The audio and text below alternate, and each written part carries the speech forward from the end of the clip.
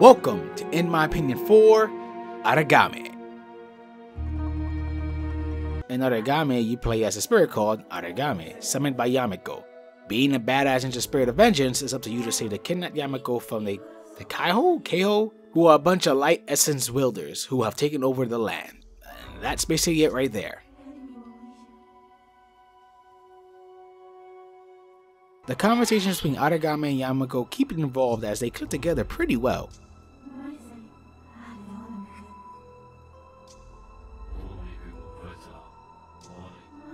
There's also the relics you collect to save her that start to trigger flashes of memories which help you learn more about Yamiko and the past to bring everything together in what I must say was a satisfying conclusion.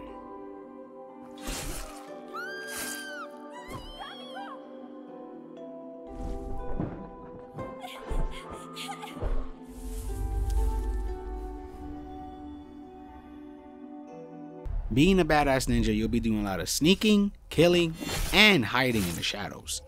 Though the game doesn't force you to kill. You can actually go through the entire game while taking out your sword once. It actually lets you play how you want and you're not really punished for it. Want to go stab crazy? Go ahead. Want to be nice and just move on by? Why not?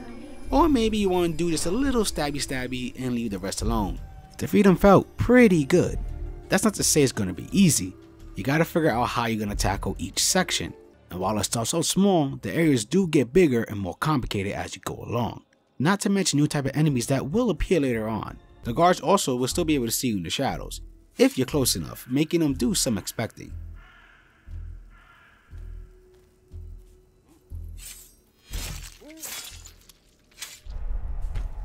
If they spot you or find one of your messes laying around, they will blow a horn alarming everyone, who will then be set to find your ass mode, and it's one hit kill here. Though it's not frustrating, as if you die you just start from your last checkpoint, and you don't run out of lives.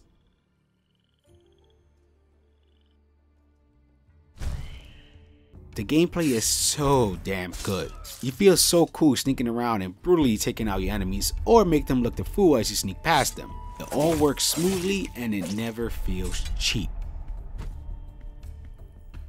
You may have noticed scrolls littered around the map. These come in handy as they help you unlock your super ghost ninja skills, such as hiding corpses,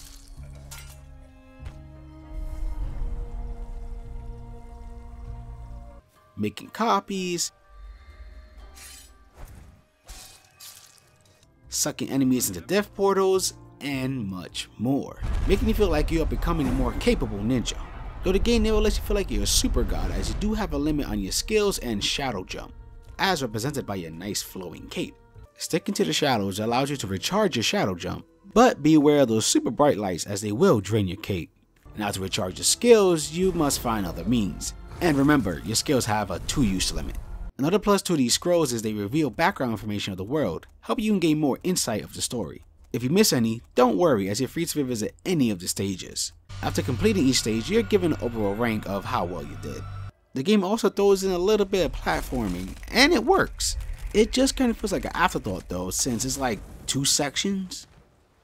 I would love to talk about co-op, but the problem is I can't seem to find a freaking game. From the videos I've seen, it's you and a partner tackling any of the stages from the main campaign. It looks fun.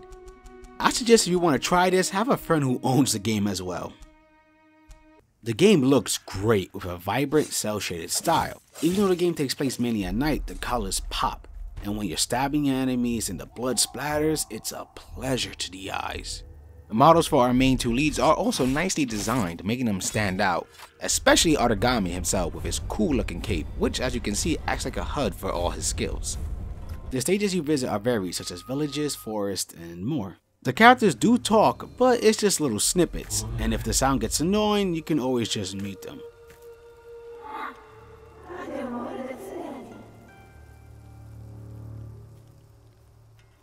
Now comes the bad, and what really hurts the game, the frame rate. While it starts off pretty smooth, once you get deeper into the game with the larger areas, it starts to dip.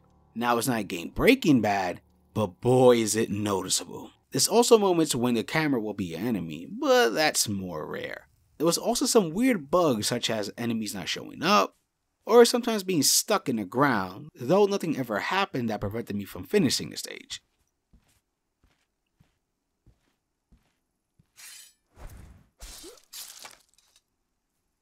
damn, this was enjoyable. The stealth gameplay was so well done, and the fact that lets you tackle the situation however you want just gives more flexibility to it. Every skill is useful and makes you feel like you're really making progress of becoming a better ninja.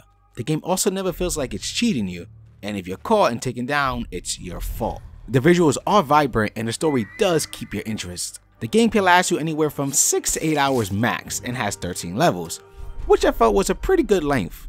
It's too bad that the game does suffer some tech issues, like the frame rate drops and weird visual stuff like guards getting stuck, and there's also not much in replay value. All that's really there is the scrolls you can collect to expand the story, and the co-op if you can find someone to play with. Though even with those negatives, it's definitely worth your time, especially if you're a fan of the Tenchu series, since this will scratch your itch. So let's sink into the shadows and head out to save Yamako. I hope you enjoy my thoughts on this game, and for gamer's sake, keep gaming.